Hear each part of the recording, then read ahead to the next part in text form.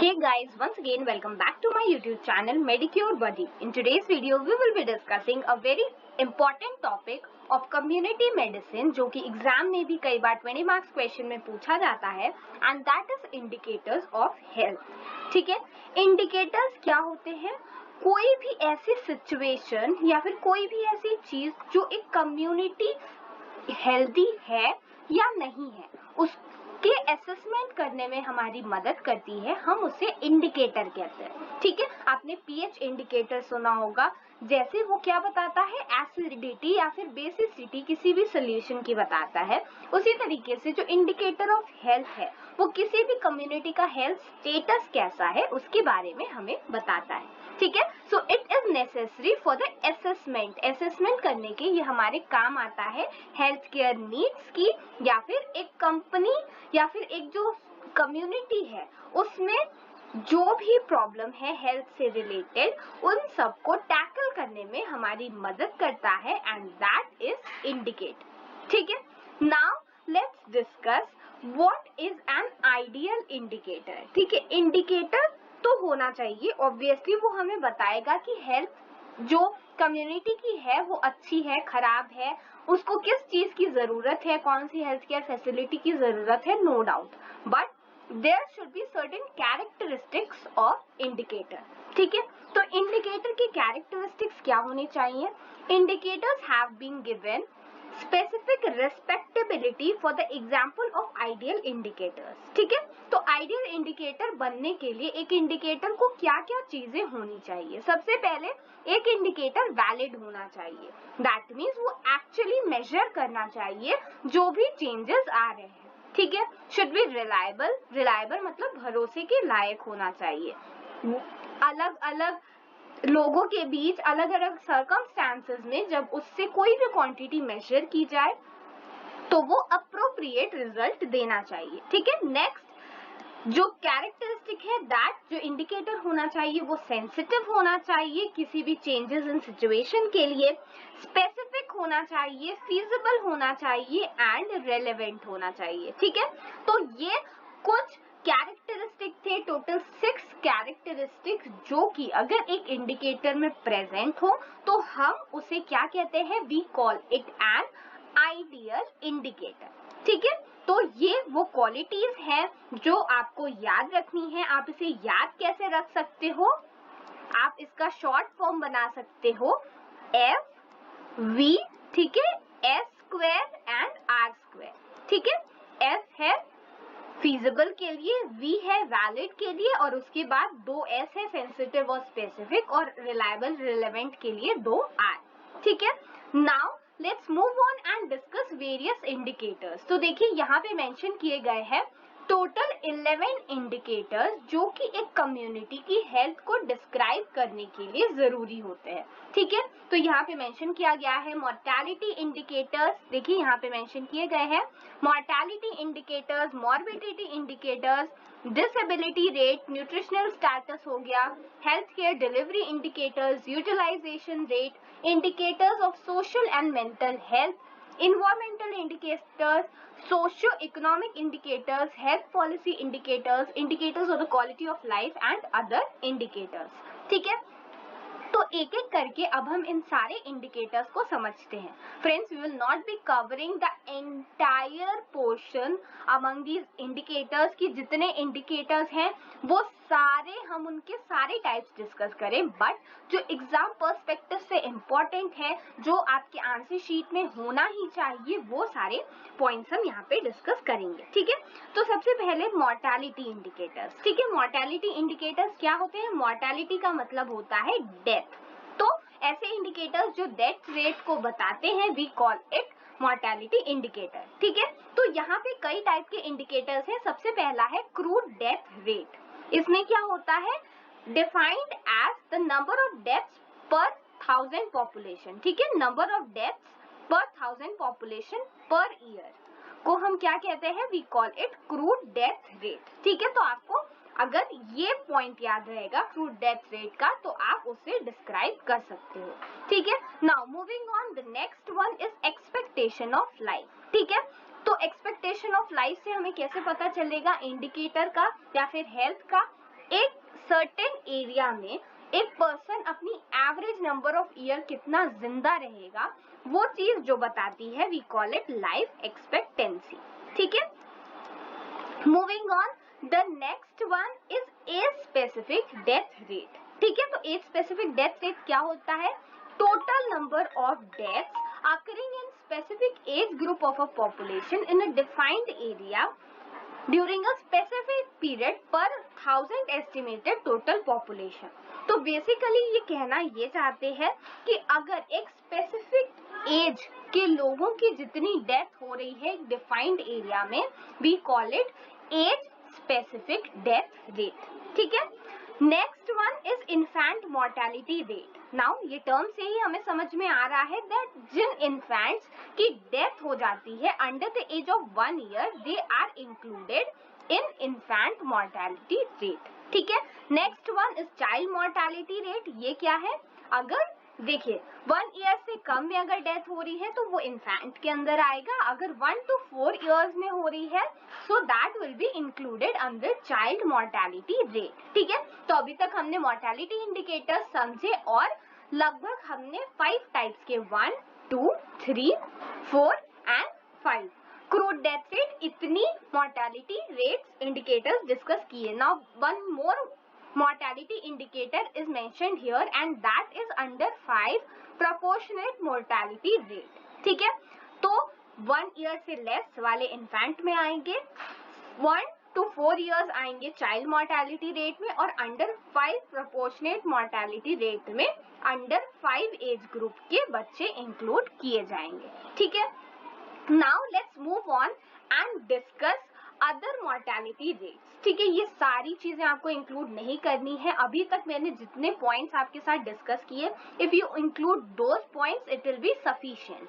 But यहाँ पे adult mortality rate, maternal mortality rate मतलब मदर की डेथ अगर हो जाती है during the process of delivery या फिर परप्यूरियम के time, so we call it maternal mortality rate. वैसे ही कुछ डिजीजेस, स्पेसिफिक डिजीज जैसे cardiovascular disease, cancer, diabetes etcetera की वजह से अगर डेथ हो रही है we call it disease specific mortality rate. ठीक है, केस फैटेलिटी रेट या फिर प्रोपोर्शनल मोर्टेलिटी रेट भी कई ऐसे रेट्स हैं जो आपको पता होने चाहिए। ठीक है, but the rates that we have already discussed previously till under 5 proportionate rate, वो आपको आंसर शीट में इंक्लूड करना जरूरी है। उसके अलावा आप मैटरनल मोर्टेलिटी रेट याद रख सकते हो। ठीक है, and disease specific mortality rate, ये इजिली याद रह जाएंगे आपको। Now let's move on and discuss another mortality indicator and that is another indicator and that is the morbidity indicator.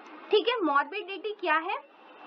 Morbidity किसी भी पर्सन के डिजीज होने की टेंडेंसी है। ठीक है, तो कोई भी ऐसा पर्सन जो ऐसी कंडीशन में है कि वो डिजीज्ड हो सकता है, वो हम मॉर्बिडिटी इंडिकेटर में समझते हैं। तो यहाँ पे क्या मेंशन किया गया है? Morbidity rates are used for assessing morbidity indicators. क्या क्या चीजें हैं? जैसे इंसिडेंस और प्रिवेलेंस किसी भी डिजीज का, कि डिजीज कैसे कैसे फैल रही है। नोटिफिकेशन रेट मतलब उसके बारे में हमें पता चल रहा है तभी तो हम उस डिजीज को रोक पाएंगे। ठीक है, attendance rate at out patient department, अगर किसी भी डिजीज से रिलेटेड पेशेंट ओपीडीज में आएंगे, हेल्थ सेंटर्स में आएंगे, तभी हमें पता चल पाएगा कि कुछ जो भी डिजीज है उसकी वजह से मॉर्बिडिटी मतलब किसी भी डिजीज होने की टेंडेंसी कितनी है।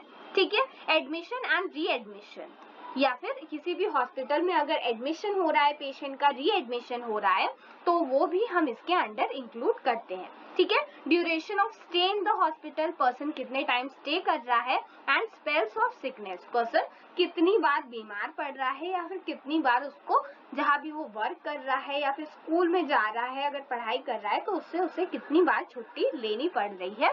उन सब रेट से या फिर इन सब कैटेगरीज की हेल्प से हम मॉर्बिडिटी के बारे में पता लगा सकते हैं कि किसी भी जगह पर बीमार होने की टेंडेंसी कितनी है। ठीक है, नेक्स्ट इज डिसेबिलिटी रेट, तो कितने टाइम पर्सन जो है वो डिसेबल है। डिसेबल का मतलब जैसे कुछ इंडिकेटर्स होते हैं, 2 टाइप के बेसिकली यहाँ पर हैं। तो first one is event type and second one is person type. ठीक है, तो इवेंट टाइप क्या है? अगर जो पर्सन है वो खुद का काम नहीं कर पा रहा है, ठीक है, तो वर्क लॉस है with in a specified period, जैसे बेड डिसेबिलिटी डेज हैं या फिर number of days of restricted activity, person काम नहीं कर पा रहा है, so that will be included under event type indicators. वहीं पर अगर हम पर्सन टाइप इंडिकेटर की बात करें तो जैसे लिमिटेशन ऑफ मोबिलिटी, पर्सन जो है वो कब इतना ज्यादा बीमार हो गया था कि वो ना अपने घर को छोड़ पाया, ना अपने बेड से हट पाया, ठीक है, या फिर लिमिटेशन ऑफ एक्टिविटी, अगर कोई पर्सन है वो basic activities of daily life अपनी नहीं कर पा रहा है, जैसे खाना पीना, वॉशरूम जाना, ड्रेस अप होना, तो these all are considered under disability rate. ठीक है, तो ये दोनों इंडिकेटर्स हैं जो पर्सन की डिसेबिलिटी को मेजर करने में हमारी मदद करते हैं। The next one is nutritional status indicators. ठीक है, तो किसी भी जो कम्युनिटी है उसकी न्यूट्रिशन का पता लगाने के लिए हम इन इंडिकेटर्स का यूज करते हैं। वो कौन कौन से हैं? सबसे पहले एंथ्रोपोमेट्रिक मेजरमेंट्स, जैसे यहाँ पे लिखा हुआ है वेस्ट एंड हाइट का मेजरमेंट, या फिर मिड आर्म सर्कमफरेंस। आपने कई बार नोटिस किया होगा दैट स्कूल्स में ये सारी चीजें, ये सारी एक्टिविटीज परफॉर्म कराई जाती है कि वेट का मेजरमेंट, हाइट का मेजरमेंट, ठीक है, height of the children at school entry, ठीक है, अगर कोई पर्सन है उसमें प्रीवेलेंस है लो बर्थ वेट का, that is less than 2.5 kg, तो ये सारी चीजें न्यूट्रिशनल स्टेटस को बिलोंग करती हैं। The next one is health care delivery.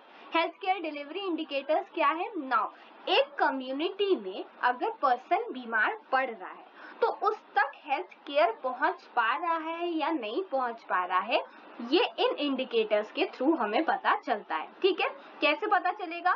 सबसे पहला इंडिकेटर है डॉक्टर और पॉपुलेशन रेशियो।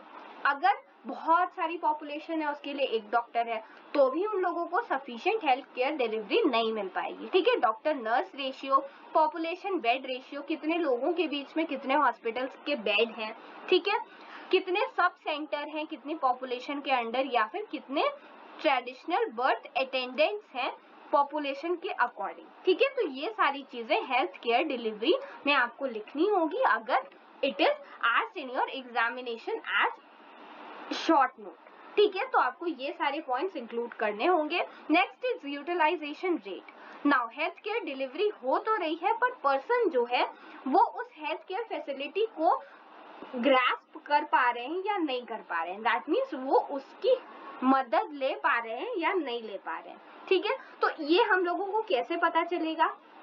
नाउ गवर्नमेंट जो है वो इम्यूनाइजेशन के लिए बहुत सारी स्कीम्स स्टार्ट करती है। ठीक है, तो अगर पर्सन जो है वो अगर इन्फेंट्स हैं वो फुल्ली इम्यूनाइज्ड है, तो इससे हम लोग को पता चलता है कि पर्सन जो है वो उस तक हेल्थ केयर फैसिलिटी या फिर यूटिलाइजेशन रेट जो गवर्नमेंट रिसोर्सेज प्रोवाइड कर रही है उसका है या नहीं है। ठीक है, अगर प्रेग्नेंट वुमेन है तो उनको एंटीनेटल केयर रिसीव हो रहा है, ठीक है, इम्यूनाइजेशन, एंटीनेटल केयर। फिर percentage of population using various methods of family planning, अगर फैमिली प्लानिंग के तरीके हैं तो वो पॉपुलेशन यूज कर रही है या नहीं कर रही है। बेड ऑक्यूपेंसी रेट, अगर हॉस्पिटल में बेड है बट पॉपुलेशन उसे यूज नहीं कर रहा है तो वो यूटिलाइजेशन रेट में इंक्लूड नहीं किया जाएगा। एवरेज लेंथ ऑफ स्टे, लोग जो एडमिट हो रहे हैं वो एवरेज कितने टाइम तक रह रहे हैं हॉस्पिटल में। बेड टर्न ओवर रेशियो, मतलब एक पर्सन एडमिट हुआ फिर वो डिस्चार्ज हो गया और दूसरा पर्सन एडमिट हुआ, वो उस जो रेशियो है we call it bed turnover ratio. तो ये सारी चीजें हमें बताती हैं कि कोई भी ऑर्गेनाइजेशन है जो हेल्थ केयर सर्विसेज को डिलीवर कर रहा है तो उसका यूटिलाइजेशन प्रॉपरली हो पा रहा है या फिर नहीं हो पा रहा है। ठीक है, next is indicators of social and mental health. तो पर्सन का सोशल हेल्थ क्या होगा? सोशल हेल्थ में हम ये समझ सकते हैं कि सोशल या मेंटल पैथोलॉजी तो नहीं है, जैसे जो क्राइम है किसी भी एरिया का, सुसाइड, होमिसाइड, वायलेंस के एक्ट्स हैं, जुवेनाइल डेलिक्वेंसी हो गया, मतलब जो छोटे बच्चे हैं वो क्राइम की तरफ चले जाते हैं, अल्कोहल या ड्रग का कंजम्पशन, स्मोकिंग, ट्रंक्लाइजर्स या फिर ओबेसिटी, ये सब कुछ ऐसी चीजें हैं जो कि सोशल हेल्थ को बताती हैं। तो अगर किसी भी जगह पर बहुत सारे पर्सन हैं जो सुसाइड अटेम्प्ट कर रहे हैं, होमिसाइड अटेम्प्ट कर रहे हैं, so those person will not be called socially healthy as well as that environment will not be called healthy as well. Moving on, environmental indicators क्या है? अगर जो पर्सन है वो environment के साथ अच्छे से बैलेंस बनाकर रह रहा है, उसको अच्छे से सेफ वाटर सप्लाई मिल रही है, एयर पोल्यूटेड नहीं है, ठीक है, रेडिएशंस के एक्सपोजर में वो नहीं आ रहा है, उसको जो फूड और ड्रिंक मिल रहे हैं वो अच्छे से है, बिल्कुल भी पोल्यूटेड नहीं है, so we call it environmental indicators. Next is socio economic indicators. तो सोशियो इकोनॉमिक इंडिकेटर्स में क्या है? पर्सन कि इकोनॉमिक चीजें, जैसे रेट ऑफ पॉपुलेशन इंक्रीज, एक जगह की पॉपुलेशन अगर बहुत जल्दी बढ़ जाएगी, बहुत ड्रास्टिक इम्प्रूवमेंट आ जाएगा या इंक्रीमेंट आ जाएगा, तो उस जगह को सारी फैसिलिटीज प्रोवाइड नहीं हो पाएंगी, ठीक है। तो रेट, किस रेट पे पॉपुलेशन बढ़ रही है, per capita income, in unemployment कितना है, डिपेंडेंसी रेशियो, मतलब कितने जो ओल्ड एज के पीपल हैं वो कितने यंग एज के लोगों पे डिपेंडेंट हैं, उसको हम डिपेंडेंसी रेशियो कहते हैं। लिटरेसी रेट हो गया, ठीक है, family size, housing, per capita, calorie, activity, ये सारी चीजें सोशियो इकोनॉमिक इंडिकेटर है, ठीक है। Now next is health policy indicators. इसमें क्या है? अगर एडिक्वेट रिसोर्सेज है और वो हेल्थ सर्विसेज की पर्सन तक पहुंच रही है या नहीं पहुंच रही है, that is health policy indicators, ठीक है। Next is indicators for quality of life, ठीक है। क्वालिटी ऑफ लाइफ में बेसिकली 3 इंडिकेटर्स जो हैं वो यूज किए जाते हैं। First one is infant mortality rate, ठीक है। तो इन्फेंट मोर्टेलिटी, कितने बच्चे जो है वो 1 साल से कम की उम्र में मर जा रहे हैं। लाइफ एक्सपेक्टेंसी एट एज 1, एक साल के बच्चे की लाइफ एक्सपेक्टेंसी, मतलब वो कितने साल जिंदा रहेगा, वो कितना है, this is the second. And the third one is literacy, ठीक है। तो एक पर्सन क्वालिटी, कैसी लाइफ अपनी जिएगा, वो इन 3 चीजों पे डिपेंड करता है कि जो पैदा हुआ बच्चा है वो, उसकी मॉर्टेलिटी होने की कितनी चांसेस हैं, लाइफ एक्सपेक्टेंसी कितनी है कि 1 साल के बच्चे की, और वो लिटरेट है या नहीं है, ठीक है। अदर इंडिकेटर्स भी कुछ हैं जो कि आप चाहो तो इसकी एक थॉरो रीडिंग करके अपनी पार्ट की टेक्स्ट बुक से उसे भी आंसर में इंक्लूड कर सकते हो, but already 11 indicators are enough to be described अगर आप इसे अच्छे से समझ लो तो, ठीक है। So friends, this is it for today's session in which we have discussed indicators of health. Friends, ये एग्जामिनेशन में पूछा जाने वाला बहुत इंपॉर्टेंट टॉपिक है एंड ये 20 मार्क्स में भी पूछा जाता है. That is why I have discussed this with you all. In the next video we will be discussing another 20 marks question जो कि एग्जामिनेशन में पूछा जाता है. तो प्लीज मेडिक्योर बडी को सब्सक्राइब कीजिए, इस वीडियो को लाइक करना और अपने फ्रेंड्स और बैचमेट्स के साथ शेयर करना बिल्कुल मत भूलिएगा. Thank you.